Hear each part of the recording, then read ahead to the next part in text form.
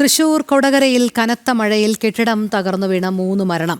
പശ്ചിമ ബംഗാൾ മാൽഡ സ്വദേശികളായ റാബുൾ ഇസ്ലാം, അബ്ദുൾ അലീം, റാബുൾ മനാൻ എന്നിവരാണ് മരിച്ചത്. ഇന്ന് പുലർച്ചെയുണ്ടായ അപകടത്തെ തുടർന്ന് 2 മണിക്കൂർ നീണ്ട രക്ഷാപ്രവർത്തനത്തിന്റെ ഒടുവിലാണ് മൃതദേഹങ്ങൾ പുറത്തെടുത്തത്. ചെന്ന ഇരുനില കെട്ടിടമാണ് തകർന്നു വീണത്. സംഭവ സമയത്ത് കെട്ടിടത്തിൽ 17 ഇതര സംസ്ഥാന തൊഴിലാളികൾ ഉണ്ടായിരുന്നു. കെട്ടിടം വീഴുന്ന ശബ്ദം കേട്ട് 14 പേർ പുറത്തേക്ക് ഇറങ്ങി ഓടിയതിനാൽ ഇവർ പരിക്കേൽക്കാതെ രക്ഷപ്പെട്ടു.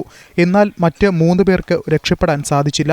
ഞാൻ നൈറ്റ് ഓട്ടം കഴിഞ്ഞിട്ട് വിശ്രമിക്കായിരുന്നു. അപ്പോഴാണ് ഒരു ഭയങ്കര ശബ്ദം കേട്ടത്. അത് കഴിഞ്ഞ് ശബ്ദം കേട്ട സ്ഥലത്തേക്ക് നോക്കി വന്നപ്പോൾ അവിടെ ബിൽഡിങ് വീണ് കിടക്കാറുണ്ട്. അങ്ങനെ പൊടിപടലങ്ങളൊക്കെ ശരിക്കും കാണാൻ പറ്റുന്നുണ്ടായില്ല. അങ്ങനെ ഞാൻ റോട്ടിലേക്ക് വന്നു. റോട്ടിൽ വന്ന് ഒരു സ്കൂട്ടി കൈകാട്ടി, പിന്നെ ഒരു കാറ് കൈകാട്ടി, ഒന്നും നിർത്തിയില്ല. വീണ്ടും ഇവിടെ വന്ന് ഇപ്പോൾ ആരും കാണാനില്ല. ഒരു 4 ഭായിമാർ ബിൽഡിങ്ങിൻ്റെ മുകളിൽ നിൽക്കണ്ടായിരുന്നു. അവർ ആ സൈഡിൽ കൂടെ നടന്നു അതിൽ ഇറങ്ങി വന്നു. അപ്പോഴേക്ക് ഞാൻ കൊടാര പോലീസിനെ വിവരം അറിയിച്ചു. പിന്നെ ഏകലവ്യ ആംബുലൻസിനെ വിവരം അറിയിച്ചു. പിന്നെ ഇവിടേക്കും ഇവരൊക്കെ വന്നു. അങ്ങനെ രക്ഷപ്പെടാൻ നടത്തി. കെട്ടിടാവശിഷ്ടങ്ങൾക്കിടയിൽ കുടുങ്ങിയവരെ മണിക്കൂറുകൾ നീണ്ട പരിശ്രമത്തിനൊടുവിലാണ് കണ്ടെത്താൻ സാധിച്ചത്.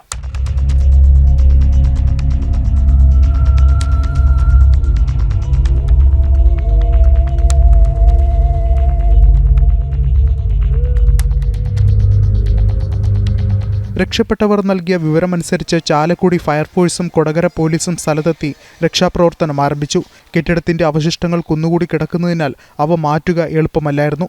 ഒടുവിൽ 2 JCBകൾ എത്തിച്ചു നടത്തിയ തെരച്ചിലിലാണ് 3 കണ്ടെത്തിയത്.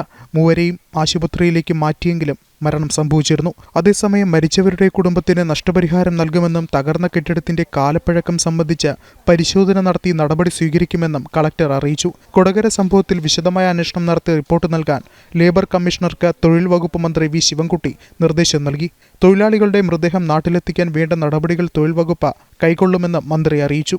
ജനം, തൃശൂർ.